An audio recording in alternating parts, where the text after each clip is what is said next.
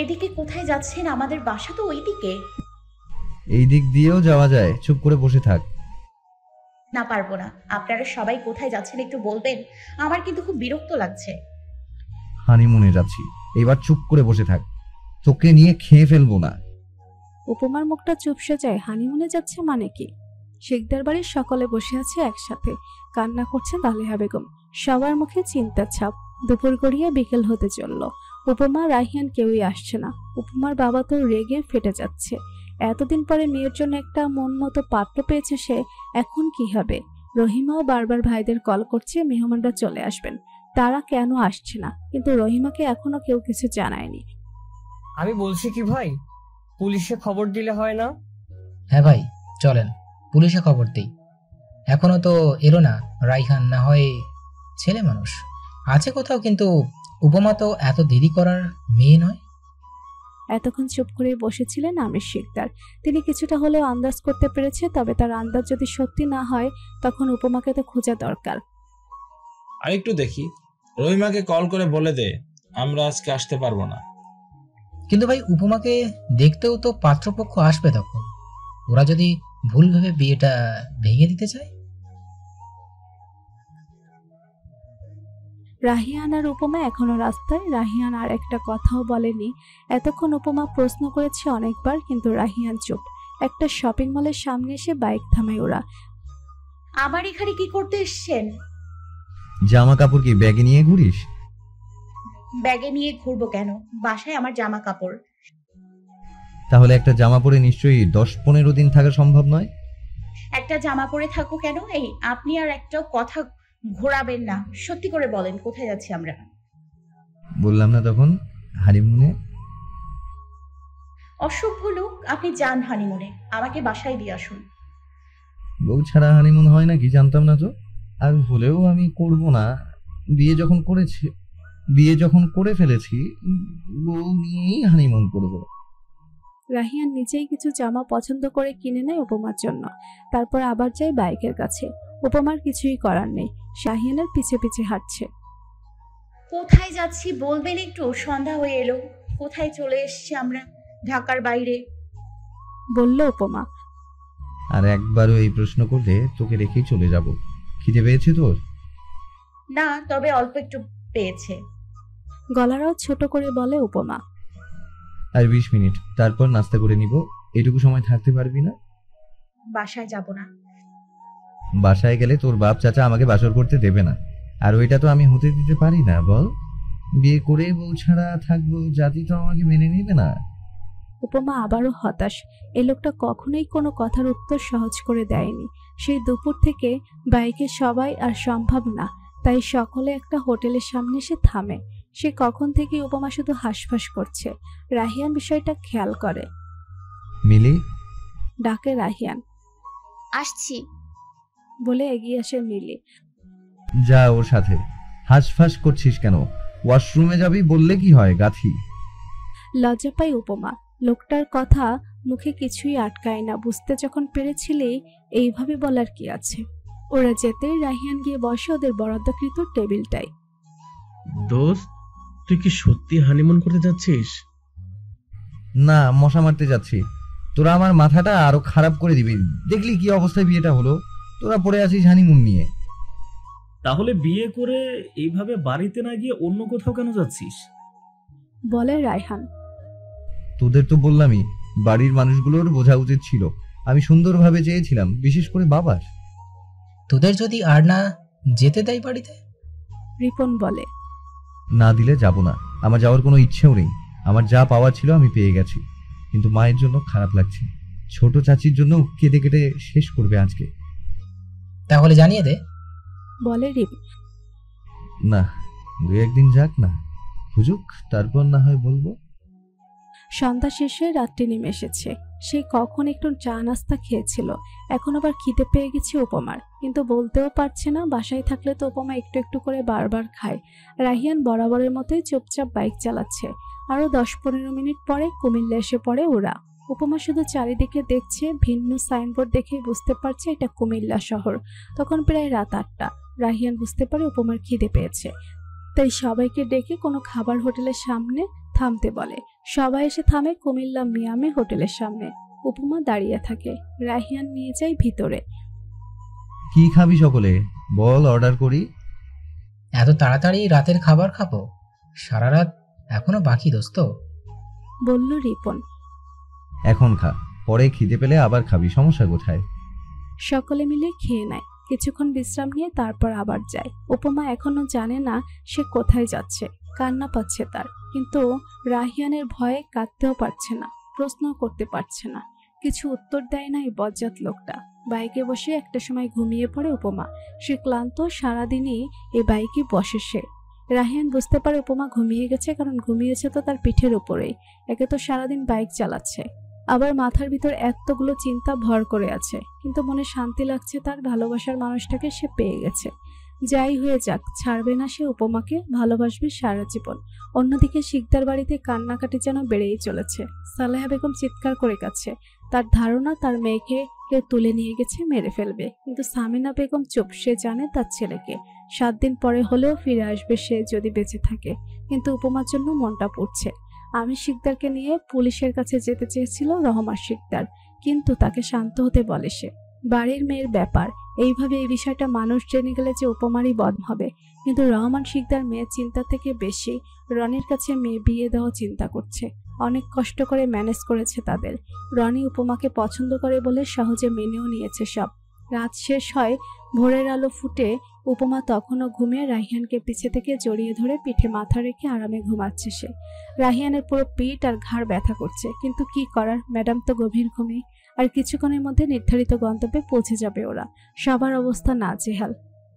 কিরে, তোদের কি খবর? চোখ মেরে বাকি 3 জনকে বলে রিপন। চুপ থাকবি তুই শালা, মজা নিচ্ছিস?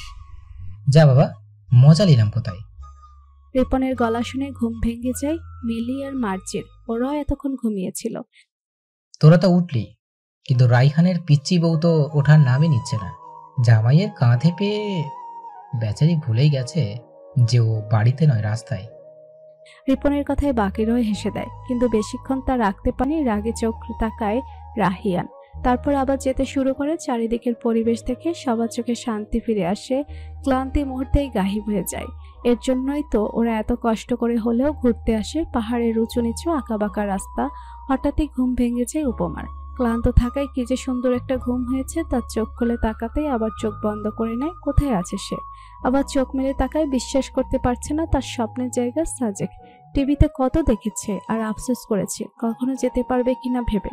উপমার এখনো বিশ্বাসই হচ্ছে না। রাহিয়ান বুঝতে পারে উপমার খুশি, এটাই তো চেয়েছিল সে, তাই তো এই প্ল্যান করেছে বন্ধুদের নিয়ে। পুরোটা রাস্তা উপমা প্রকৃতির অপরূপ সৌন্দর্য দেখতে থাকে। তার মনে হচ্ছে সে স্বপ্ন দেখছে। রাহিয়ানের উপর খুব বিরক্ত ছিল উপমা, এখন কেন যেন ধন্যবাদ দিতে ইচ্ছে করছে। সাজেক এসে ওরা সোজা চলে যায় ওদের রিসোর্টে। অনেক ক্লান্ত সকলে, সবারই ঘুম প্রয়োজন। পছন্দ করে খুব সুন্দর একটা রিসোর্টে উঠে ওরা। সাজেকের সুন্দর রিসোর্টগুলোর মধ্যে এইটা একটা। উপমা যাওয়ার সময় রিসোর্টের নামটা দেখে, খুব সুন্দর একটা নাম, মেঘপুঞ্জি রিসোর্ট।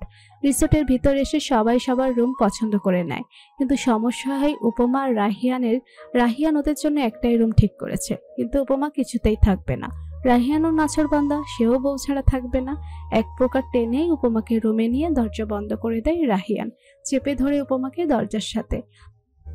এই মেয়ে, বেশি কথা আমার পছন্দ না, কতবার বলবো? বিয়ে করেছি, আবার আলাদা রুমে ঘুমাবো, তাও আবার বন্ধুদের সামনে। কেন বিয়ে করলেই এক রুমে থাকতে হবে নাকি? আমি মানি না এসব। জোর করে বিয়ে করেছেন আপনি আমায়। চোখ বড় বড় করে বলে উপমা। জোর করে শুধু বিয়ে না, আমি আরো অনেক কিছুই করতে পারি, ওইটা তো সময় মতোই দেখবি। আর বিয়ে করলে অবশ্যই এক রুমে থাকতে হবে। তোর বাপকে দেখেছিস? বুড়ো হয়ে যাচ্ছে, এখনো বউ ছাড়া ঘুমায় না, আর আমি তো সদ্য শিশু। হাসতে হাসতে বলে রাহিয়ান। ছাড়েন আমাকে, দূরে সরে দাঁড়ান, একদম আমার কাছে আসে না বজ্জাত লোক। আমার এত শখ নাই বুঝলি, আর না এনার্জি আছে। সারা রাত আমার পিঠের ওপর শুয়ে ঘুমিয়ে এসেছিস, পুরো পিঠ ব্যথা করছে আমার। এখন তুই আমার পিঠ টিপে দিবি, আমি ঘুমোবো। আমি ফ্রেশ হয়ে আসছি বলে ওয়াশরুমে চলে যায় রাহিয়ান। উপমা পুরো রুমটা ঘুরে ঘুরে দেখতে থাকে।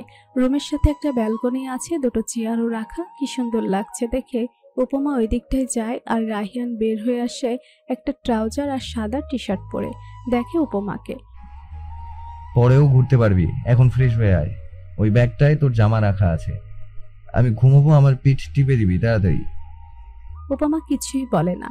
তার ফ্রেশ হওয়া দরকার, একটা জামা নিয়ে ফ্রেশ হতে চলে যায়। তাড়াতাড়ি বেরিয়ে আসে, খুব খিদে পেয়েছে তার। এসেই দেখে রাহিয়ান ঘুমিয়ে গেছে। রাহিয়ানের দিকে তাকায় উপমা। মানুষটা কি সুন্দর দেখতে, আগেও তো কতবার দেখেছে, কিন্তু আজকে অনুভূতিটা ভিন্ন লাগছে। রাহিয়ান তার বর বলেই কি এমন অনুভূতি? প্রায় বিকেলের দিকে ঘুম ভাঙে রাহিয়ানের। চোখ মেলে আশেপাশে তাকায়। রোদ আসছে, পরিবেশটা সুন্দর লাগছে দেখতে। উঠে বসে রাহিয়ান পাশে ফিরে তাকাতেই দেখে উপমা গুটিসুটি হয়ে ঘুমিয়ে আছে। তখন একবার গোসল করে এসেছিল উপমা, চুলগুলো এখনো ভেজা। রাহিয়ান আবার শুয়ে পড়ে, এক হাতের উপর মাথা রেখে তাকিয়ে থাকে উপমার দিকে। রাহিয়ান ভাবছে যাকে পাওয়ার এত স্বপ্ন ছিল সেই মানুষটা আজকে ওরই পাশে ঘুমিয়ে আছে। এই দিনটারই তো অপেক্ষায় ছিল সে এতদিন। উপমার গায়ের উপর পাতলা কম্বলটা টেনে দিয়ে উঠে পড়ে রাহিয়ান ব্যালকনিতে যায়। দুটো চেয়ার রাখা, একটাতে গিয়ে বসে সে। খিদে পেয়েছে খুব। তখনই দরজায় আওয়াজ হয়। রাহিয়ান উঠে গিয়ে দরজা খুলে দেয়। মার্জি এসেছে। ঘুম হয়েছে নতুন জামাই? তোরা ভালো হবি না তাই না? সবাই উঠে গেছে, খুব খিদে পেয়েছে, খেতে যাব, সবাইকে ডাক। তুমি আগে তোর বউকে ওঠা, সবাই রেডি আছে। আসছি বলে দরজা বন্ধ করে রুমে আসে। উপমা তো গভীর ঘুমে, উঠাবে নাকি ঘুমাতে দিবে বুঝছে না রাহিয়ান। আবার ভাবে ওর হয়তো খিদে পেয়েছে, এসব ভেবেই ডাকে উপমাকে। উপমা, উপমা ঘুমে। এই উপমা ওঠ, খিদে পাইনি তোর? চোখ মেলে তাকায় উপমা। তখন খুব খিদে পেয়েছিল। রাহিয়ান ঘুমিয়ে যাওয়ায় আর ডাকেনি, শুয়ে পড়েছিল। কখন ঘুমিয়ে পড়েছে কে জানে। উঠছি। আপনি কখন উঠলেন? একটু আগে। উঠে রেডি হয়ে নে, খেতে যাব নিচে সবাই। রেডি হয়ে নে, তাড়াতাড়ি ওঠ। উঠছি বলে উঠে বসে উপমা। আগেই সুন্দর একটা কুর্তি পরা ছিল। উপমা ফ্রেশ হয়ে এসে চুলটা ঠিক করে একটা ঘুমটা দিয়ে নেয়, মুখে একটা মাস্কও পরে নেয়। রাহিয়ানও রেডি হয়ে নেয়। এতক্ষণে উপমাকে দেখে। এই ড্রেসগুলোতে যে উপমাকে এত মানাবে তা ভাবেনি রাহিয়ান। বাইরে এসে দেখে সকলে রেডি। রাহিয়ানরা আসার পরেই হেঁটেই খাবার হোটেলের দিকে যায় ওরা। এই আমি কিন্তু বেম্বো চিকেন দিয়ে ভাত খাবো, শুনেছি এটা মজা হয়। তুই খেয়েছিস কোনোদিন? কিভাবে বুঝলি এটা মজা হয়? আবার কথার মধ্যে কথা বলি। খাইনি তো কি হয়েছে? বাংলাদেশে কত ফুড ব্লগার জানিস, রিভিউ দেখেই জেনেছি। তুই ওসব বুঝবি না। মাফ কর বই না আমারে, তোর ওই আজাইরা ফুড রিভিউ দেখার কোনো ইচ্ছে আমার নেই। এই তোরা ঝগড়া বন্ধ করবি? কি খিদা লাগছে জানিস? তোকে ওই ঝগড়া কিন্তু আমার আর ভালো লাগতেছে না। এতক্ষণ বাকি চারজন ওদের ঝগড়া দেখছিল। উপমা বেশ অবাক হয়। এত বড় বড় ছেলে মেয়ে বাচ্চাদের মতো ঝগড়া করে যাচ্ছে। হাসি পাচ্ছে খুব উপমার, কিন্তু এখন হাসাটা খারাপ দেখাবে, তাই চেপে রইল। রাহিয়ান উপমার হাত ধরে হাঁটছে। ভালোই লাগছে উপমার, এটাই তো চেয়েছিল সে। অথচ এই রাহিয়ানকে কখনো মনের কথা বলতে পারবে কিনা তাই ভাবত সে। আর আল্লাহ সেই মানুষটাকেই কত সহজেই উপমার করে দিল। আবার উপমার ভয়ও হয়। আজকে 2 দিন ধরে বাড়ির মানুষদের থেকে দূরে। বাড়ির মানুষগুলো জানেও না উপমা কোথায় আছে। মায়ের কথাও ভীষণ মনে পড়ছে এখন। প্রায় 15 মিনিট হাঁটার পরে একটা খাবার হোটেল পায় ওরা। সবাই গিয়ে টেবিলে বসে। রাহিয়ান এখনো উপমার হাত ছাড়েনি, হাত ধরে বসেছে। তা দেখে আবির বলে, শালা, তোর বউ কি কেউ নিয়ে যাবে নাকি? নাকি আমাদের দেখাচ্ছিস তুই বিবাহিত? কেন জ্বলছে তোদের? বিয়েটা করে নিলেই পারিস। দোস্ত, আমি ভাবছি এইবার বিয়েটা করাই ফেলবো। আরে ভাল লাগে না, ছোট্ট ভাইয়া পর্যন্ত বিয়ে করাই ফেলছে, তুইও কইরা ফেললি। তোরা কি অর্ডার দিবি নাকি বকবকি করবি বলতো? রায়হান ওদের কথায় বিরাট বিরক্তি। ওর লেগেছে ক্ষুধা, পেটে মনে হচ্ছে ইঁদুর হাঁটাহাঁটি করছে। আর কথা বাড়ায় না কেউ, খাবার অর্ডার করে। সবার পছন্দ মতোই খাবার দেওয়া হয়। খেয়ে আবার বের হয় সকলে। এইবার রায়হানের মনটা ভালো, পেট শান্তি তো সব শান্তি। হেঁটে হেঁটে ওরা সাজেকের পরিবেশ দেখে। আজকে তেমন দূরে কোথাও যাওয়ার চিন্তা ভাবনা নেই কারো। রাহিয়ান আর উপমা পিছে পিছে হাঁটছে। হাতটা ছাড়বেন, মানুষ দেখছে, বলে উপমা। হাতটা তো ছাড়ার জন্য ধরিনি, আর দেখুক মানুষ। শোন, এসব মানুষ দেখছে বলে লাভ নেই। বিয়ে করেছি, দরকার হলে কোলে নিয়ে হাঁটবো। দরকার নেই এত দরদের। বিয়ে করেছেন বলে কি সব করবেন যা খুশি তাই নাকি মগের মূল্য? রাহিয়ান এইবার উপমার কোমরে হাত রেখে আরেকটু কাছে টেনে নিয়ে চেপে ধরে নিজের সাথে। যা খুশি তাই তো এখন করতে পারলাম না। তুই অনেক ছোট, তাই ভেবেছি যা খুশি তাই একটু সময় নিয়েই করব। কিন্তু তুই চাইলে আমার কোনো সমস্যা নেই, এক ইশারা হি কাফি হ্যায়। হাত সরান। কি বলতে চান কি আপনি? খারাপ লোক? আপনাকে আমি ভালো ভেবেছিলাম। আমি তো ভালোই, এর থেকে ভালো মানুষ কিভাবে হয় বল? বিয়ে করেছি কোথায়? 2 দিন রুমের দরজায় খুলবো না, সেখানে তোকে সাজে ঘুরছি। আর তুই বললি কি আমি নাকি খারাপ? মানা যায় না এইগুলা, বল। আপনাকে আমি খেয়ে ফেলবো বলে দিলাম। রেগে গিয়ে বলে উপমা। খুব রাগ লাগছে তার। আচ্ছা, খেতে মন চাইলে বলবি, আমি আছি তো। ঠোঁট চেপে হেসে বলে রাহিয়ান। ছি উপমা, কি নেগেটিভ মাইন্ড তোর, ছি। বলেই হাসতে থাকে রাহিয়ান। আপনি আর আমার সাথে একটা কথাও বলবেন না। বজ্জাত ইতর খাটাস লোক, আপনি একটা বুইড়া বেটা। বলে চলে আসে উপমা। এই বুইরা বেটা কি জিনিস এটা তুই বুঝবি একদিন উপমা, মনে রাখিস। আরো কিছুক্ষণ ঘোরাঘুরি করে ওরা। উপমা আর রাহিয়ানের কাছেই ঘেসে নেই, মিলিদের সাথেই ঘুরেছে। সন্ধ্যার দিকে আবার ওরা রিসোর্টে ফিরে আসে। এর মধ্যে মিলিদের সাথে অনেক ভাব হয়ে গেছে উপমার। রুমে চলে আসে উপমা। এত ক্লান্ত লাগছে, মনে হচ্ছে পা দুটো অবশ হয়ে যাবে। তাই বারান্দায় গিয়ে বসে উপমা মনটা ভীষণ খারাপ লাগছে। মায়ের সাথে কথা বলতে পারলে খুব ভালো লাগতো, কিন্তু কিভাবে বলবে? তার ফোনটাই তো রাহিয়ানের কাছে। প্রায় আধ ঘন্টা পরে রাহিয়ান রুমে আসে। উপমা নেই কোথাও। রাহিয়ান ভাবে মিলিদের রুমে এখানেও নেই। তখনই মনে পড়ে ব্যালকনিতে তো দেখা হয়নি। সেইখানে গিয়ে দেখে উপমা বসে আছে। কাছে যেতেই রাহিয়ান বুঝতে পারে উপমা কান্না করছে। বুক কেঁপে ওঠে রাহিয়ানের। ও কি কোনো কারণে উপমাকে কষ্ট দিয়ে ফেলেছে? রাহিয়ান গিয়ে বসে উপমার পাশে। রাহিয়ানকে দেখেই চোখ মুছে ফেলে উপমা। কি হয়েছে তোর? কান্না করছিস কেন? আমি নিচেই ছিলাম, মাথা ব্যথা করছে তাই চা খেয়ে আসলাম। ভয় পেয়েছিস? রাহিয়ানকে পেয়ে যেন উপমার কান্না আরো বেড়ে যায়। রাহিয়ানকে জড়িয়ে ধরে উপমা। রাহিয়ান বেশ অবাক হয়, কিন্তু কিছু বলে কাঁদুক আগে, তারপর জিজ্ঞেস করবে। কি হয়েছে বলবি একটু? না বললে আমি কি করে বুঝবো বল? আমি কিছু করেছি? খিদে পেয়েছে? কোথাও ব্যথা পেয়েছিস? উপমা মাথা নাড়ায়, মানে এইসব এর কিছুই হয়নি। তাহলে কি বল না। মায়ের কথা মনে পড়ছে। আমি কিছুই বুঝতে পারছি না, ভীষণ ভয় করছে আমার। আজকে 2 দিন হয়ে গেল, আপনিও আমায় কিছুই বলেন না। হুট করে বিয়ে, এখানে আসা, বাড়ির মানুষরা তো কিছুই জানে না কি হবে। মা আমায় অনেক বকবে, বড় মা আমায় ভুল বুঝবে বলে আরো কান্না করতে থাকে উপমা। পাগল তুই? আমি থাকতে কেউ তোকে কিছুই করতে পারবে না। বিশ্বাস নেই আমার উপর? আমি সব ঠিক করে দেব, আমাকে একটু সময় দে। আমি যদি এমনটা না করতাম, ছোট চাচু তো তোকে বিয়ে দিয়ে দিত। ওটা তো আমি মেনে নিতে পারতাম না, তাই তোকে জোর করেই আমার করে নিয়েছি। আর বাকি রইল বাড়ির সবাই, ওইসব নিয়ে একদম ভাববি না। আমি আছি তো। মায়ের কথা মনে পড়ছে? কথা বলে নিবি? তোর ফোনটা ওই দিন নিয়েছিলাম, সবাই বারবার ফোন করতো, আমি ঝামেলা চাইনি। আমিই ফোন করবো বাড়িতে, আজকে রাতটা যাক, আর কাঁদবি না। বলেই আরো জোরে জড়িয়ে ধরে উপমাকে। আমার হাড্ডি ভেঙে ফেল, এত জোরে কেউ ধরে? ছাড়ুন বলে দূরে চলে যায় উপমা। তুই অনেক স্বার্থপর জানিস, নিজেই এসে জড়িয়ে ধরলি। আমি ধরতে গেলেই তো ছুঁয়ে গেল। ধরবেন কেন?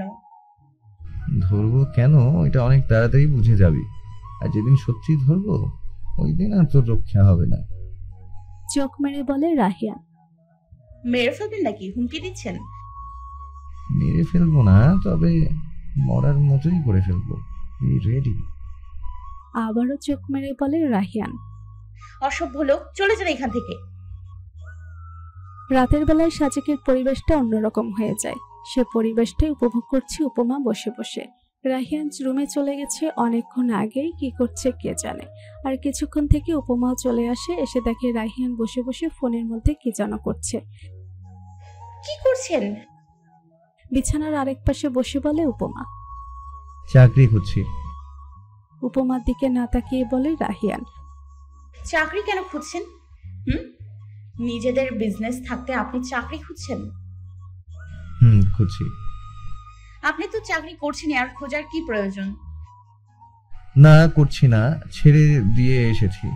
অন্য কোথাও করব, পেয়ে যাবো ইনশাআল্লাহ। পেয়ে তো যাবেন জানি, কিন্তু ছাড়লেন কেন? বড় চাচু ছাড়তে দিল? তোর বড় চাচুর ছেলে আমি, আমাকে আটকেও রাখতে পারবে না। আর এখন বিয়ে করেছি না, নিজ যোগ্যতায় বউয়ের দায়িত্ব পালন না করতে পারলে শরমের একটা ব্যাপার আছে না? বিয়ে করেছেন বলে চাকরি করবেন? অন্য কোথাও কেন চাকরি করবেন?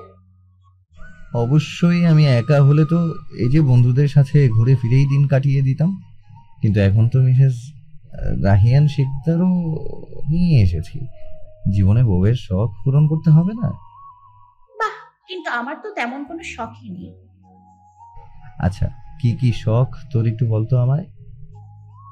ফোন রেখে উপমার কোলে মাথা রেখে শুয়ে পড়ে বলে রাহিয়ান। চমকে যায় উপমা। এটা কি হলো? কি হলো? এখন কি শুতেও পারবো না আমি?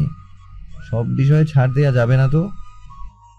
কি বিষয়ে ছাড় দিয়েছেন আপনি আমায়? সব সময় শুধু আমায় শাসন করেছেন, কোনো কিছু মন মতো করতে পারেনি, জোর করে বিয়েও করলেন, এখন বাড়িতেও যেতে দিবেন না, তাহলে ছাড়টা দিলেন কোথায়? আস্তে একটু দম নে, তারপর বল। আমি পালিয়ে যাচ্ছি না। আর খবরদার আর একবারও বলবি না আমি তোকে জোর করে বিয়ে করেছি। বল যে আমি তোকে সুন্দর একটা বর পেতে সাহায্য করেছি।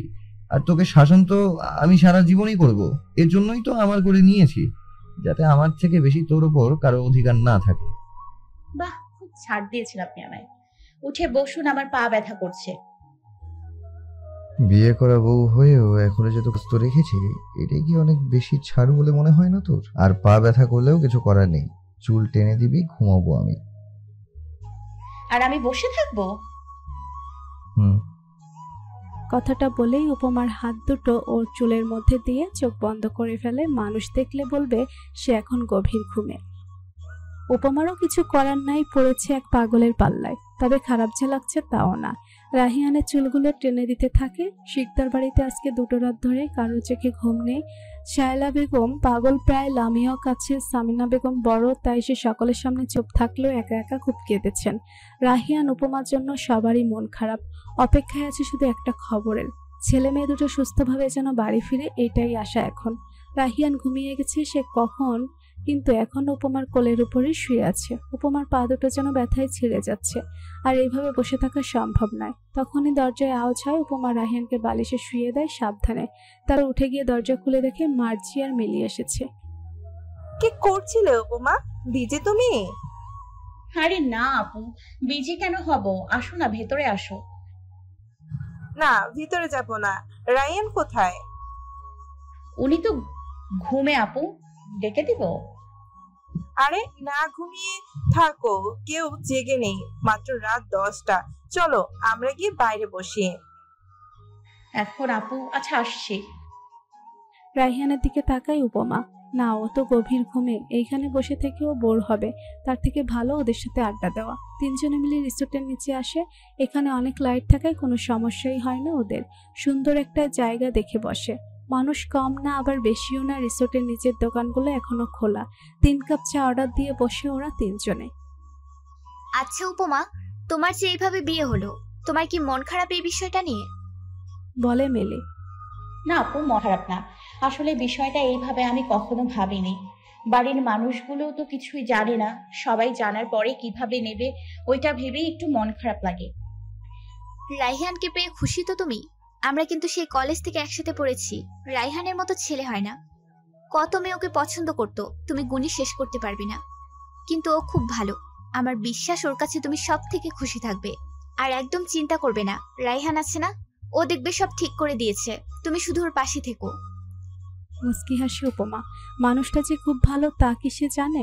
সেই ছোট থেকেই দেখছে সে। রাহিয়ানকে বিচক্ষণ একজন মানুষ, গম্ভীর, তবে সে সব কাজই তার পারফেক্ট। এর জন্যই তো বড় মা সবসময় বলতো রাহিয়ান তার গর্ব। উপমা তো সেই গম্ভীর রাহিয়ানের প্রেমেই পড়েছিল, কিন্তু এখন বুঝতে পারছে উপমা রাহিয়ান শুধু গম্ভীর নয়, ভিতরে ভিতরে একটা নির্লজ্জের লোক, মুখে কিছু আটকায় না। আরো টুকটাক কথা বলে 3 জনে। মিলি তো সবই বলে দিয়েছে উপমাকে। রাহিয়ান কেমন ছিল, কি করতো, ওর পিছে কত মেয়েরা ঘুরতো, সব বলে দিয়েছে। উপমা শুনেছে আর হেসেছে। মনে মনে দুষ্টু বুদ্ধিও করে নিয়েছে। প্রায় রাত 12টায় গিয়ে শেষ হয় ওদের আলাপ। উপমার ঘুমে চোখ বন্ধ হয়ে আসলো, কিছুই বলতে পারছিল না এতক্ষণ। মিলি ওদের বিদায় দিয়ে উপমা চলে আসে নিজের রুমে। রুমে ঢুকিয়ে দরজা বন্ধ করে ঘুরে তাকাতেই দেখে রাহিয়ান দাঁড়িয়ে আছে। উপমা ভেবেছিল উঠবে না, এবার কি করবে। রাহিয়ান এগিয়ে আসে উপমার দিকে। উপমা এগিয়ে যায়, রাহিয়ানকে দেখে বোঝা যাচ্ছে রেগে আছে। উপমা কিছু বলতে যাবে তার আগে রাহিয়ান উপমাকে ধাক্কা দিয়ে ফেলে দেয় বিছানায়। দূরত্ব রেখে নিজেও ঝুঁকি উপমার উপর। ভয় পেয়ে যায় উপমা। কোথায় গিয়েছিলি? কয়টা বাজে এখন? এখানে কিছু চিনিস তুই? আমি বলেছিলাম না আমি ঘুমাবো, আমার পাশে থাকবি। শুনিসনি কেন কথা? গাল চেপে ধরে উপমার। আমি একা যাইনি, মিলি আপুরা এসেছিল। উপমার চোখে পানি এসে গেছে। তো ওরা আসলেই যেতে হবে? নিষেধ করিনি আমি? বড় কথা অমান্য করা হচ্ছে এখনই। আমি যেতে চাইনি, আপুরা বলল না করতে পারিনি। কান্না করে দিল উপমা। উপমাকে কান্না করতে দেখে রাহিয়ানের রাগটা চলে যায় নিমেষে। উঠে দাঁড়ায় সে। উপমা উঠে বসে, গাল দুটো লাল হয়ে গেছে উপমার। রাহিয়ান আর সময় নেয় না, জড়িয়ে ধরে উপমাকে গালে চুমু খেতে থাকে। সরি, আমি বিশ্বাস কর এমন করতে চাইনি। রাগ লাগছিল খুব। ঘুম থেকে উঠে তোকে না দেখতে পেয়ে আমি মাত্র নিচে যাচ্ছিলাম। আর করবো না। সরি লক্ষ্মী, ব্যথা পেয়েছিস অনেক? দূরে যান, আপনি আমাকে মেরেছেন, আবার এখন এসছেন আহ্লাদ করতে। আমি মারবো, আমি আহ্লাদ করব, আমি আদর করব। শক্ত করে জড়িয়ে ধরে উপমাকে। ছাড়বেন আপনি আমায়? না, এভাবেই থাকবো। উপমা জানে এখন হাজার বলেও সে রাহিয়ানকে বুঝাতে পারবে না। হুটহাট রেগে যাবে, আবার আহ্লাদ করবে। এমন করলে কি যে হবে উপমার আল্লাহ মালুম। সময় হচ্ছে বয়ে যাওয়া নদীর মতো। রাত শেষ হয়ে ভোর হতে যেন সময় লাগে না। খুব ভোরে ঘুম ভাঙে উপমার। পুরো রুম অন্ধকার হয়ে আছে। রাতে ঘুমটা খুব ভালো হয়েছে তার। পাশে তাকাতেই দেখে রাহিয়ানকে ঘুমিয়ে আছে। দূরত্ব বজায় রেখেই ঘুমিয়েছে রাহিয়ান। উঠে গিয়ে রুমের পর্দাগুলো টেনে দেয় উপমা। ভোরবেলায় সাজেক যেন আরো সুন্দর হয়ে উঠেছে। মানুষ কি আর এমনি সাজেককে মেঘের রাজ্য বলেছে? উপমা কিছুক্ষণ দাঁড়িয়ে থেকে তারপর ফ্রেশ হয়ে উঁচু করে আসে। এবার রাহিয়ানকে তুলবে। এই লোকটা শুক্রবার ছাড়া নামাজ পড়ে না। এই যে শুনছেন মিস্টার রাহিয়ান শিকদার, আস্তে করে ডাকে উপমা। রাহিয়ানের ঘুম পাতলা হওয়াতে একবার ডাকাতেই উঠে যায় সে। উপমার বাচ্চা, কয়টা বাজে? এত সকালে ডাকছিস কেন? উল্টো দিকে ঘুরে আবার শুয়ে পড়ে রাহিয়ান। কি শান্তিতে ঘুমোচ্ছে দেখো। এই যে জনাব, একদিনও তো নামাজ পড়েন না, উঠুন নামাজ পড়বেন। রাহিয়ানের চোখে অনেক ঘুম, তবুও তাকে উপমা এক প্রকার টেনে তুলে ফ্রেশ হতে পাঠায়। রাহিয়ান আসার পর একসাথেই দুজনে নামাজ পড়ে নেয়। গিন্নি হয়ে যাচ্ছিস? পেছন থেকে জড়িয়ে ধরে উপমাকে রাহিয়ান। আপনার বুঝি তাই মনে হচ্ছে? তাই তো মনে হচ্ছে, তবে তুই ভালো গিন্নি হতে পারবি। যা, দোয়া করে দিয়েছি। উপমার ঘাড়ে নাক ডুবিয়ে বলে কথাটা রাহিয়ান। উপমার অন্যরকম অনুভূতি হচ্ছে। এই দূরে সরে দাঁড়ান, যখন তখন জড়িয়ে ধরবেন না বলে দিলাম। দূরে সরে গিয়ে বলে উপমা। শুধু জড়িয়েই ধরেছি, এখনো কত কিছু করা বাকি। দুষ্টু হেসে বলে রাহিয়ান। আপনি না বলেছিলেন আজকে বাসায় কল করবেন? এইটাই তো বলতে চাচ্ছিল উপমা এতক্ষণ। মায়ের জন্য মনটা কেমন করছে তার। আচ্ছা যা, ফোনটা নিয়ে আয় আমার। উপমা গিয়ে ফোনটা নিয়ে আসে। রাহিয়ান ফোন করে আমির শিকদারের কাছে। একবার রিং হতেই তিনি ধরেন কলটা। রাহিয়ান, কোথায় তুমি? উপমা কোথায়? আজকে 3টে দিন হয়ে গেল, কোথায় নিয়ে গেছো তুমি উপমাকে? এক নিঃশ্বাসে কথাগুলো বলেন আমির শিকদার। সামিনা বেগমও তার পাশে এসে দাঁড়ায়। আস্তে বাবা, আমি আছি, আর উপমাও আছে। কোথায় আছি সেটা না জানলেও চলবে। এখন বলো তোমরা সবাই কেমন আছো? আরে এত টেনশন করছো কেন? আমি থাকতে তোমার ভাতিজিকে কেউ নিয়ে যাবে, এইটা অন্তত তুমি ভাবতে পারো না বাবা? শান্ত গলায় বলে রাহিয়ান এমন ভাবে বলছে যেন কিছুই হয়নি। তুমি কি আমার সাথে মজা করছো? আমি জানতাম উপমা তোমার সাথেই। এমন করার মানে কি? তুমি না হয় শুরু থেকেই এমন, কিন্তু উপমার বাবা মা কি নেই? তুমি ভাবতে পারছো ওদের কি অবস্থা? সাহেলা সারাদিন কান্না করছে, তুমি আজই বাড়িতে ফিরে আসবে। আমি সবই জানি, কিন্তু বাড়িতে তো ফিরবো, তবে আজ না, কিছুদিন পরে। হানিমুন না করেই কি ফিরবো? তোমাদের কি আমি চিনি না? হানিমুন মানে? তুমি উপমার সাথে উল্টাপাল্টা কিছু করনি তো? রাহিয়ান উপমা বাচ্চা মেয়ে। কি সব বলছো বাবা? কি করব? বিয়ে করেছি, আর তেমন কিছুই করিনি। তুমি বিয়ে করেছো? কেন? তুমি কি ভেবেছিলে তোমার ভাতিজিকে নিয়ে ঘুরতে এসেছি? আমির শিকদার অবাক হলেন। তার ছেলে এমন একটা কাজ কি করে করতে পারলো, ভাবতেও পারছে না সে। তার ভাই কি রাহিয়ানকে মেনে নিবে? সে তো রনিকে মেয়ের জামাই করার জন্য উঠে পড়ে লেগেছে। আমি শিকদার আর কিছুই বলতে পারেন না, ছেলের জন্য হলেও তার ভাইয়ের সাথে তার কথা বলা দরকার। বাড়ি ফিরে এসো। আসবো। আমি জানি বাবা ছোট চাচু কি চায়। আমি আসবো, আর 2 দিন সময় দাও, ফিরে আসবো। আর ছোট চাচি আর মাকে বলো কান্না না করতে। রাখছি। বলেই কলটা কেটে দেয়। উপমা পাশে দাঁড়িয়ে সবই শুনছিল এতক্ষণ। আমার বাবা কি চায় বললেন? তেমন কিছু না, তার সুন্দরী কন্যার জন্য একটা বড়লোক ভুঁড়িওয়ালা জামাই চায়। ব্যালকনিতে যেতে যেতে বলে রাহিয়ান। মানে বাবা কেন এমনটা চাইবে? রাহিয়ানের পিছে পিছে যায় উপমা। কারণ তোর বাবা চায় তুই সুখে থাক, সাথে তোর বাবাও যাতে একটা শক্ত অবস্থান তৈরি করতে পারে। দেখ, আমাদের বিজনেসটা তো বাবার, তাই এই চিন্তা তোর বাবার। তোর যে নাফিসার ফুফাতো ভাইয়ের সাথে বিয়ে ঠিক করেছিল জানিস, ওই রনির বয়স 35, তোর বয়স কত? 18। এখন ভেবে দেখ তুই। উপমা ভাবতেই পারছে না তার বাবা এমন চিন্তা করতে পারে, নিজের মেয়েকে দিয়ে নিজের স্বার্থ উদ্ধার করার কথা ভাবে। যা বললাম এই সব নিয়ে ভাববি না, আমি ছোট চাচুর পরোয়া করি না। আমরা পরশু বাড়ি ফিরে যাচ্ছি। কি করার, বাড়ির মানুষ চিন্তা করছে, তুইও কান্না করছিস, আমারও একটা চাকরি ইন্টারভিউ দিতে হবে, সব মিলিয়ে যেতে হবে। আচ্ছা। বলে উপমা চলে আসতে পা বাড়ায়। বাবার কথাগুলো মনে করে বড্ড কান্না পাচ্ছে তার, কিন্তু আশাকেই হাত ধরে ফেলে রাহিয়ান, বুকের সাথে মিশিয়ে নেয় উপমাকে। কান্না পাচ্ছে তাই না? দেখ, কান্না করার মতো কথা আমার, কিন্তু কান্না করছিস তুই। আপনি কেন কান্না করবেন? এই যে বিয়ে করলাম, সাজেকেও আসলাম, কিন্তু বাসরটাই করতে পারলাম না। নিজেকে আমার বিবাহিত ব্যাচেলর মনে হচ্ছে, বউ কাছে বুকের মধ্যে, কিন্তু ভালোবাসতে পারছি না। এর থেকে বড় কষ্ট আর আছে বল? আমার বন্ধুরা যদি এই কথা শুনে আমার পুরুষত্বের উপর প্রশ্ন তুলবে ওরা। ছি রাহিয়ান, ছি।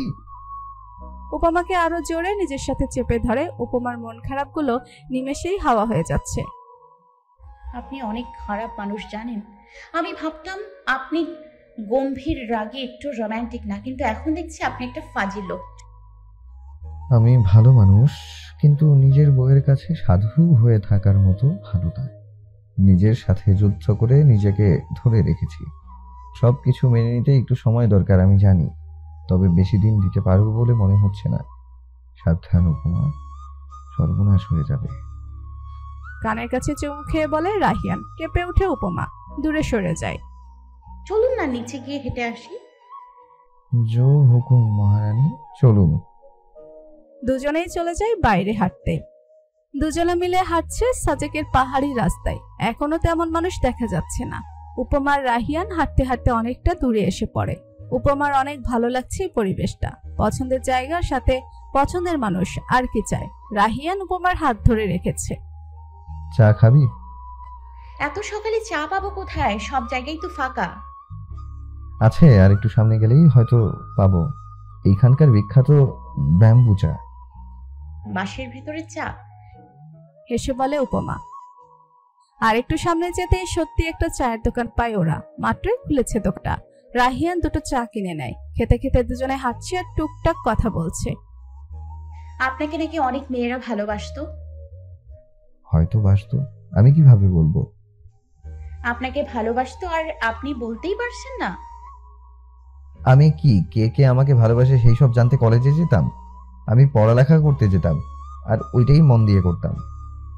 তাহলে বলতে চাইছেন আপনার কেউ ছিল না? ছিল তো একজন। উপমা থেমে যায়। ছিল মানে কে ছিল? কে ছিল সে? তুই। রাহিয়ানের সহজ উত্তরে চমকায় উপমা। মানে? খুব সহজ, ভেবে দেখ, বুঝে যাবি। উপমা দাঁড়িয়ে থাকে। এই লোকটা কি সহজ করে তাকে কিছু বুঝতে বলবে না, নাকি সবসময় এমন করেই যাবে? অনেকটা পথ চলে এসে গেছি, চল এবার রিসোর্টে সবাইকে ডেকে তুলবো, নাস্তা করে ঘুরতে বের হব। এমনি 15 দিনের ট্রিপে মাত্র 4 দিন থাকছি। দুজনের আবার চলে আসে রিসোর্টে। এসে বাকিদের ডেকে তুলে তারপর একসাথে নাস্তা করতে বের হয়। নাস্তা শেষ করে ঘুরতে বের হয়। উদ্দেশ্য কংলাং পাহাড়। সকলে বাস হতে নিয়ে পাহাড়ে উঠেছে। উপমার মাথা ঘুরছে, এত উঁচু নিচে তাকাতে পারছে না। রাহিয়ান উপমার পিছে থাকে যদি পড়ে যায় এই ভয়ে। বহু কষ্টে পাহাড়ের উপরে এসে পৌঁছায় ওরা। উপমার খুশিতে নাচতে ইচ্ছে করছে। কি সুন্দর জায়গা!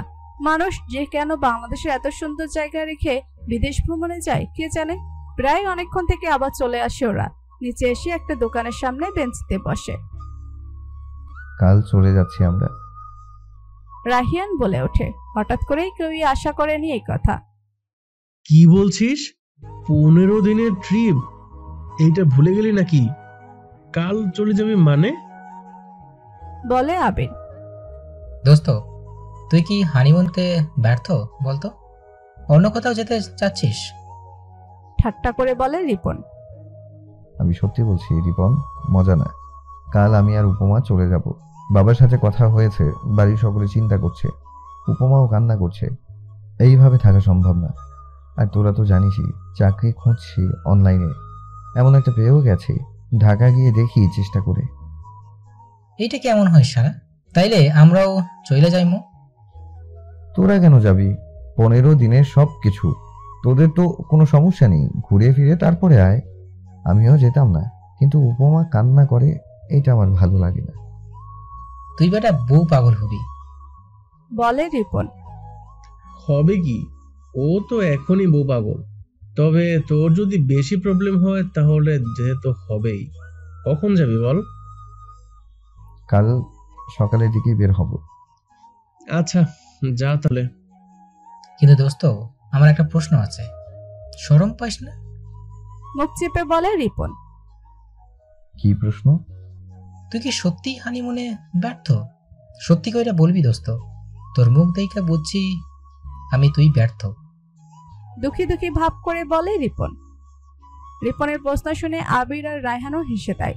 রাহিয়ান রাগে চোখে তাকায় ওদের দিকে। আমি কি তোদের মতো? তোরা কোনো দিনও ভালো হবি না। আরো কিছুক্ষণ কথা বলে আবার চলে ঘুরতে চায় ওরা। সাজেক শহরটা খুবই ছোট, তবে দেখতে অসাধারণ। সারাটা দিন ঘুরে ফিরে সময় কাটায় ওরা। বন্ধুদের সাথে থাকলে হয়তো সময়গুলো এইভাবেই চলে যায়। সন্ধ্যা রিসোর্টে ফিরে আসে, যে যার রুমে চলে যায়। উপমা মিলিদের সাথে ওদের রুমে যায়, একটু থেকে আবার চলে আসে। রুমে ঢুকে উপমা বিছানায় শুয়ে পড়ে। বাড়িতে থাকলে উপমা ভালো থাকে, কোথাও গেলে উপমার অস্থির লাগে, অল্পতেই হাঁপিয়ে যায়। রুমে তো এসেছে, কিন্তু রায়হানকে এখনই দেখেনি। ওয়াশরুমে দরজা খোলার আওয়াজ পেয়ে উপমা তাকায় সেদিকে। রাহিয়ান শাওয়ার নিয়ে বেরিয়েছে, পরনে শুধুমাত্র ট্রাউজার, তোয়ালে দিয়ে চুল মুছছে। উপমাকে তাকিয়ে থাকতে দেখে রাহিয়ান মুস্কি হাসে। উপমার কাছে এসে টেনে বসিয়ে দেয়। উপমাকে রাহিয়ানের কোলে কোমর জড়িয়ে ধরে উপমার ঘাড়ে মুখ গুজে দেয়। এইভাবে তাকিয়ে থাকতে নেই সুন্দরী, আমার উপর বদনজর লেগে যাবে। উপমা কোনো কথা বলতে পারছে না, কেমন যেন লাগছে। রাহিয়ানের নিঃশ্বাস উপমার ঘাড়ে পড়ছে। উপমা ভেবে পাচ্ছে না কি করবে, সুরসুরি লাগছে খুব। আমি শাওয়ার নিব, ছাড়ুন আমায়। প্রায় অনেকক্ষণ শাওয়ার নেওয়ার পরে একটা কালো কুর্তি পরে ভেজা চুলে বেরিয়ে আসে উপমা। রাহিয়ান বসে ফেসবুক স্ক্রল করছিল। উপমাকে দেখেই ফোন রেখে উপমাকে দেখতে থাকে। কি করে যে রাহিয়ান নিজের আটকে রেখেছে সেই বুঝতে পারছে। সব কাজ শেষে উপমা বিছানায় শুতে আসে। রাহিয়ানকে এইভাবে তাকিয়ে থাকতে দেখে জিজ্ঞেস করে, কি হয়েছে? এইভাবে কি দেখছেন? তোকে দেখা হয়েছে, তাহলে ঘুমিয়ে পড়ুন। একটা কথা বলবো? উপমা অবাক হয়। রাহিয়ান এত শান্তভাবে কথা বলছে। কি বলেন? রাহিয়ানের চোখের দিকে তাকিয়ে বলে উপমা। আমার বুকে ঘুমানো যায় না উপমা, বউ পাশে নিয়ে এইভাবে ঘুম আসে না। উপমার দেরি করে না, চলে যায় রাহিয়ানের বুকে। রাহিয়ানের বুকে শান্তি ফিরে আসে। ভেবেছিল উপমা আসবে না, দুজনেই ঘুমিয়ে পড়ে। পরের দিন সকাল সকালে বেরিয়ে পড়ে উপমা আর রাহিয়ান। বন্ধুদের মন খারাপ হয়, কিন্তু কিছুই করার নেই। ওদের সবকিছু তাড়াতাড়ি ঠিক হয়ে যাক, এইটাই চাওয়া ওদের। আচ্ছা ঠিক আছে, তাহলে সাবধানে বাইক চালাবি আর পৌঁছে কল করে দিবি, ঠিক আছে? বলে রায়হান। আচ্ছা দিব, তোরাও সাবধানে থাকিস। এনজয়। বেরিয়ে পড়ে ওরা। ঢাকা আসতে আসতে রাত 8টার মতো বেজে যায়। বাড়ি যাওয়ার আগে বন্ধুদের কল করে জানিয়ে দেয় রাহিয়ান। উপমার বুক কাঁপছে, ভয় লাগছে ভীষণ। কি হবে কে জানে। রাহিয়ান বাইকটা রেখে উপমার হাত ধরে বাড়িতে ঢুকে। উপমার পা যেন চলছে না। বাড়ির ভিতরে আসতেই দেখে সকলে বসার ঘরে বসে আছে। দেখে মনে হচ্ছে ওদেরই অপেক্ষায় ছিল। উপমাকে দেখে শাহেলা বেগম এগিয়ে এসে জড়িয়ে ধরে কান্না করে দেয়। উপমাও মাকে পেয়ে কান্না করছে। রাহিয়ানের পাশে এসে দাঁড়ায় সামিনা বেগম। রুমের বাকি মানুষগুলো চুপ করে বসে আছে। রাহিয়ান তাকায় উপমার বাবার দিকে। তিনি মাথা নিচু করে বসে আছেন। হঠাৎই রহমান শিকদার উঠে এসে উপমাকে জড়িয়ে নেয়। ওর মায়ের থেকে মারার জন্য হাত উঠায়, কিন্তু তার আগেই হাতটা ধরে ফেলে রাহিয়ান। ভুলে যাবেন না, উপমা এখন শুধু আপনার মেয়েই না, আমার স্ত্রীও। ওর গায়ে হাত তোলার অধিকার আপনার আর নেই। আর আগেও কি অধিকার ছিল আপনার? ছেলে মেয়ের কোনো খবর নিয়েছেন কখনো?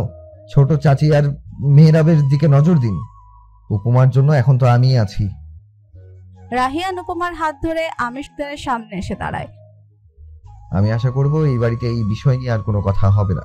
কারো যদি কোনো সমস্যা হয় তাহলেও আমার কিচ্ছু করার নেই। শুধুমাত্র তোমার কথায় আমি ফিরে এসেছি। আমার দায়িত্ব আমি পালন করব বাবা। তারপর উপমার মায়ের কাছে যায় রাহিয়ান। আমাকে মাফ করবেন ছোট চাচি, আমি আপনাকে কষ্ট দিতে চাইনি। মেয়ে জামাই হিসেবে কি খুব খারাপ আমি? মেনে নেওয়া যায় না চাচি? উপমার জন্য তোর থেকে ভালো আর কেউ হতে পারে না।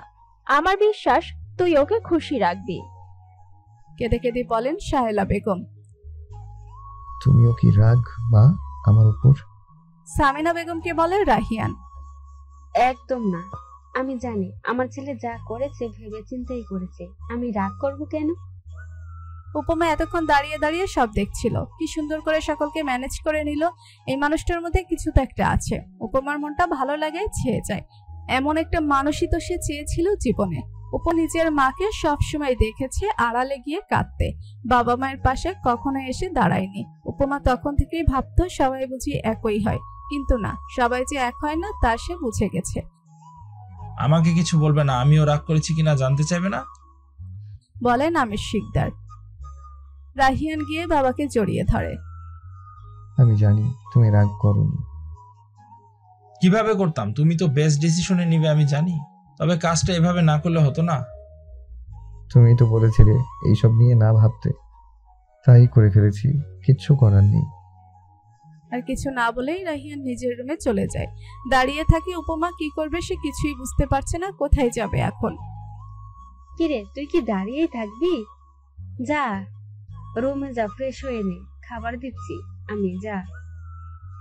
এই মানুষটা শুরু থেকেই চেয়েছিল উপমাকে ছেলের বউ হিসাবে, কিন্তু কখনো বলেনি। বলবেই বা কি করে? কেউ মেনে নিত না, এখন তার ছেলেই করে ফেলেছে। সবাই যেতেই দৌড়ে আসে লামিয়া, পাখি আর মেহেরা। বড়রা কথা বলছিল তাই ওরা রুমেই ছিল। লামিয়া রুমে নিয়ে যায় উপমাকে। কি রে উপমা, এসব কি বলতো? এত কিছু তলে তলে আর আমি কিছুই বুঝলাম না। চুপ করবি? কি তলে তলে? হঠাৎ করেই হয়ে গেছে, আমিও তো কিছুই বুঝিনি। তবে যাই বলিস, রাহিয়ান ভাই কিন্তু সত্যি একটা হিরো। তোর ভাগ্য দেখে আমার কষ্ট হচ্ছে। এত সুন্দর একটা বর পেয়ে গেলি তুই। নাফিসা আপুর কি খবর রে? বিয়ে হয়ে গেছে তো, ওই দিনই কাবিন করে ফেলেছে। তোর চিন্তায় আমরা কেউই যেতে পারিনি। ঠিক। দুই বোন মিলে আরো কিছুক্ষণ কথা বলে উপমা চলে আসে নিজের রুমে। ইচ্ছে করে রাহিয়ানের রুমে যায় না। কেন যাবে? তখন কি সুন্দর একা একা চলে আসলো, আর বের হওয়ার নামই নেই। বাড়িতে এসেই নবাব রূপ ধারণ করেছে। ফ্রেশও চলে যায় উপমা, তারপর নিচে আসে খেতে। রহমান শিকদার তখনই বাড়িতে থেকে বের হয়ে গেছেন। বাকিরাও খেয়ে নিয়েছে, তাই খাবার টেবিল আজকে ফাঁকাই আছে। উপমা তৃপ্তি নিয়ে খায়। এই কয়দিন কোথায় ছিলি তোরা? বলে সামিনা বেগম পাশে সাহেলা বেগম বসে আছেন। সাজেক বড় মা, তোমার ছেলে আমায় মিথ্যে বলে সাজেক নিয়ে গেছে। তোকে কিছু কথা বলি উপমা, রাহিয়ান একটু রাগী। তুই তো ওকে চিনিস, ওর মতো করে থাকিস, দেখবি তুই অনেক সুখ পাবি, আর আমরা তো আছি। উপমা জড়িয়ে ধরে বড় মা আর মাকে। এই দুটা মানুষ খুবই ভালো। উপমাকে কিছু বলতে হয় না, আগেই সব বুঝে যায়। খাওয়া দাওয়া শেষ হতেই সবাই চলে যায়। উপমাও নিজের রুমে গিয়ে শুয়ে পড়ে। আজকে তার শান্তি লাগছে, কিন্তু শান্তিটা বেশিক্ষণ রইল না। রাহিয়ান এসে কোলে তুলে রাহিয়ানের রুমে নিয়ে যায়। উপমা ভেবেছিল ঘুমিয়ে গেছে। এটা কি হলো? নিয়ে আসলেন কেন?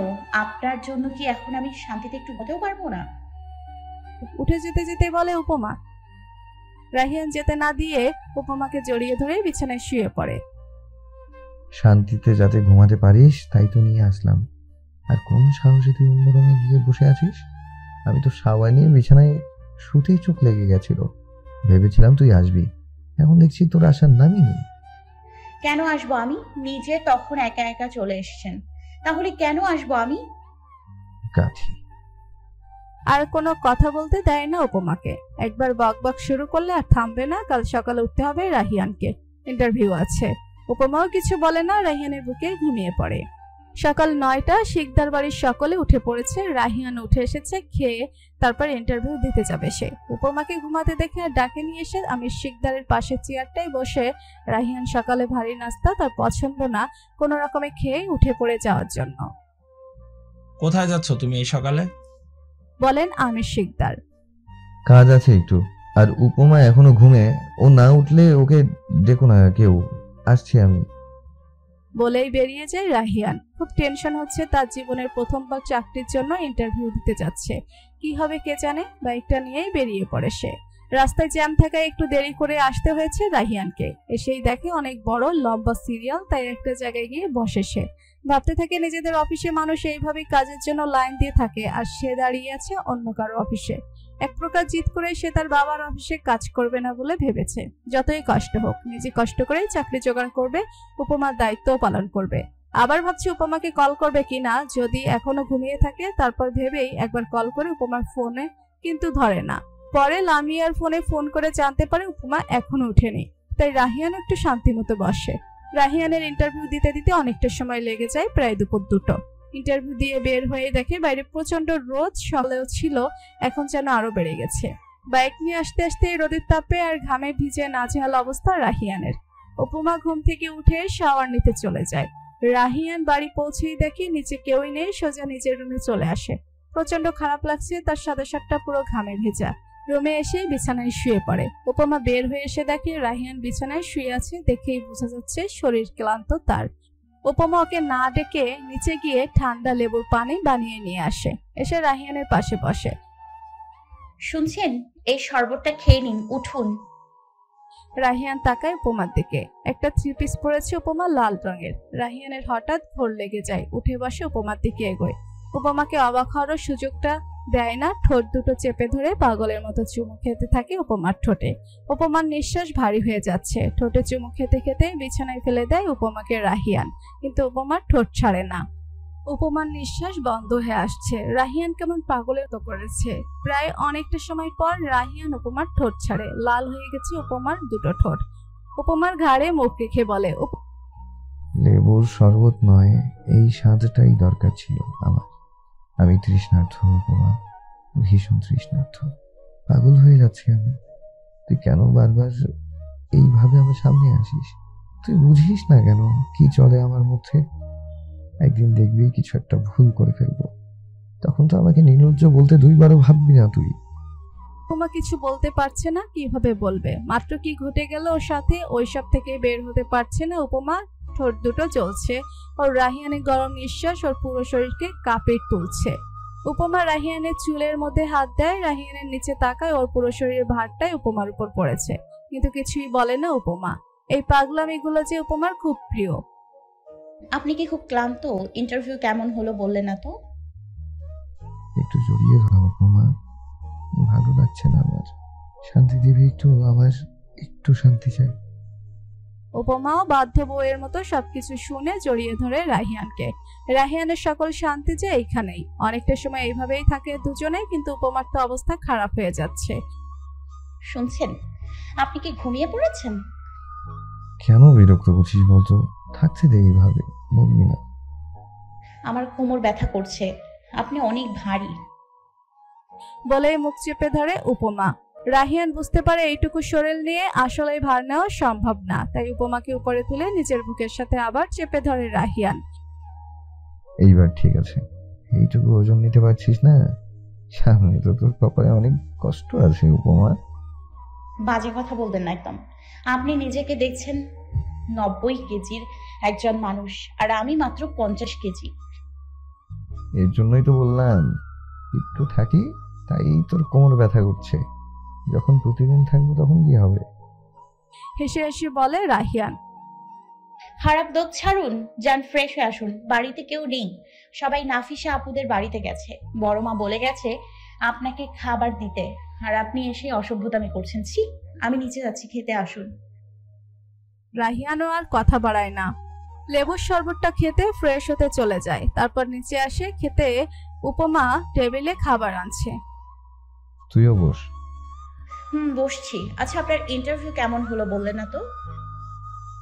ভালো হয়েছে, রাতে জানাবে বলেছে, দেখি কি বলে। বাড়ির সবাই হঠাৎ নাফিসাদের বাড়ি কেন গেল? কারণ নাফিস আপু আসছে আজকে। আমিও যেতে চেয়েছিলাম, কিন্তু আমি নাকি বর ছাড়া যেতে পারবো না। মন খারাপ করে বলে উপমা। খেয়ে তৈরি হয়ে নিস, ঘুরতে নিয়ে যাব। আর বর ছাড়া তুই কোথাও যাবে, যদি যাস তো ওইটা তোর জন্য খারাপ হবে। সত্যি ঘুরতে নিয়ে যাবেন?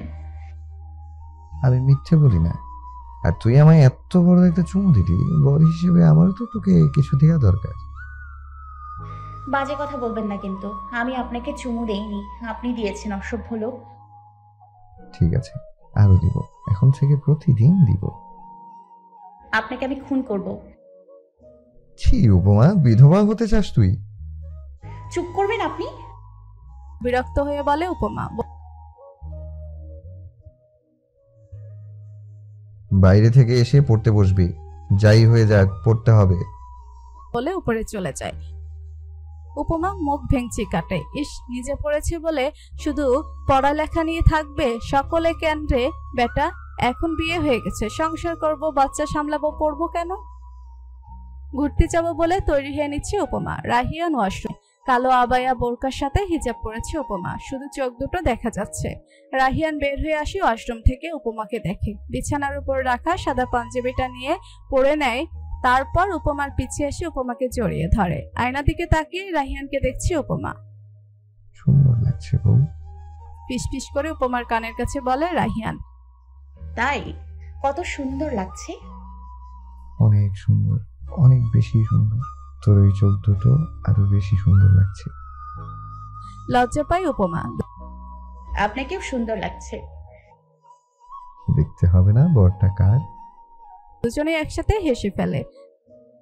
আচ্ছা, আমরা কোথায় ঘুরতে যাব? এখনো জানি না, দেখি কোথায় যাওয়া যায়। রাহিয়ান জানে উপমার মন খারাপ, বাড়িতে একা থাকতে ভালো লাগছে না তার, তাই ঘুরতে নিয়ে যাওয়া। সে নিজেও জানে না কোথায় ঘুরতে যাবে, শুধু জানে শহর ঘুরবে আজ। তার শখের নারীকে নিয়ে পুরো শহর ঘুরাবে, সেই উদ্দেশ্যেই বের হয়েছে। বেরিয়ে পড়ে দুজনে। রাহিয়ান সাদা পাঞ্জাবির সাথে কালো চশমা, দেখতে পুরো মাশাআল্লাহ লাগছে। বাইকে করে যাওয়ার সময় উপমা দেখে রাস্তার মেয়েরা রাহিয়ানের দিকে তাকাচ্ছে, তাই ইচ্ছে করে এই ব্যাগ থেকে একটা মাস্ক বের করে রাহিয়ানকে দেয়। এটা পরেন। এটা দিয়ে কি করব? করোনা তো চলে গেছে অনেক আগে। না, যায়নি।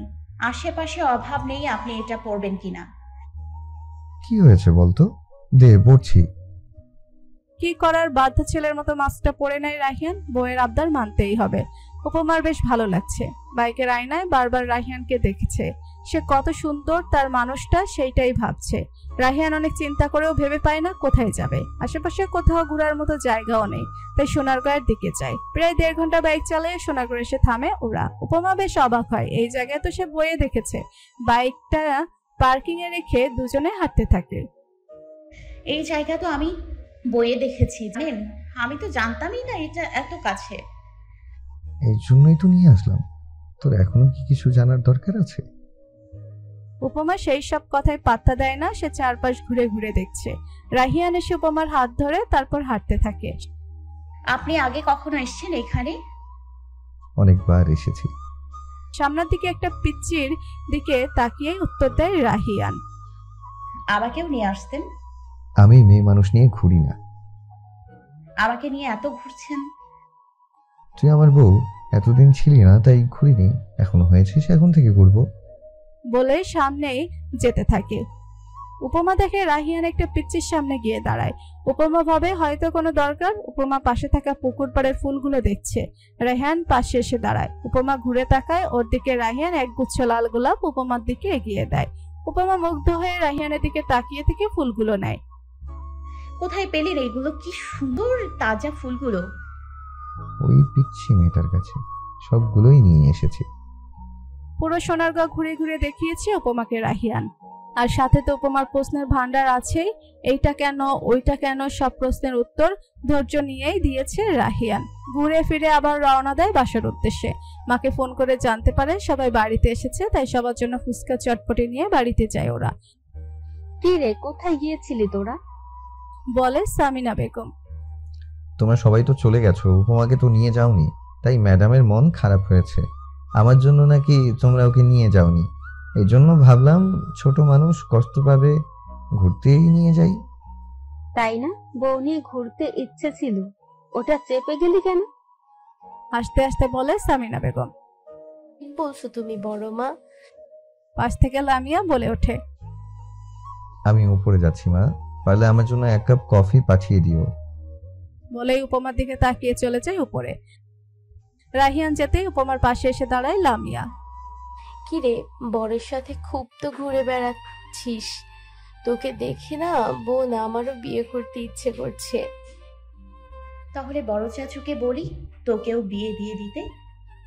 লামিয়াকে জড়িয়ে ধরে বলে উপমা। বিয়ে দিলেও কি, রাহিয়ান ভাইয়ার মতো কি আর সবাই এত রোমান্টিক হবে? উনি রোমান্টিক। উপমা তাচ্ছিল্য করে বলে, তো এই যে তোকে কিভাবে বিয়ে করলো, বিয়ে করে হানিমুন করতে নিয়ে গেল, আজকে তোর মন খারাপ হবে বলে ঘুরতেও নিয়ে গেল, আর তুই বলছিস রোমান্টিক না? কি যে রোমান্টিক সেটা তো আমি জানি। কথা বলতে বলতে উপমার মনে পড়ে রাহিয়ানের দেওয়া গোলাপগুলো বাইকের উপর রেখে এসেছে। দৌড়ে যায় গ্যারেজে। এই উপমা, আবার কোথায় যাচ্ছিস? উপমা কিছু বলতে না দেখে লামিয়াও যায় উপমা পিছে। এইগুলো এইখানে রেখে চলে গিয়েছিলাম। ওইগুলো রাহিয়ান ভাইয়া দিয়েছে। অবাক হয়ে বলে লামিয়া। লজ্জা পেয়ে বলে উপমা। তোর কি ভাগ্য রে উপমা, এই রাহিয়ান ভাইয়ার মতো ছেলে খোঁজ আমার জন্য, আমি বিয়ে করব। লামিয়াকে এমন করে কাঁদতে দেখে হাসতে থেকে উপমা, মেয়েটা আসলেই পাগল। ফুলগুলো নিয়ে সোজা উপরে চলে আসে। উপমা রাহিয়ানের রুমে যায়। গিয়ে দেখে রাহিয়ান বারান্দায় দাঁড়িয়ে ফোনে কথা বলছে, তাই আর ডাকে না, নিজে ফ্রেশ হতে চলে যায়। ফ্রেশ হয়ে বের হয়ে দেখে সামিনা বেগম এসেছেন কফি দিতে।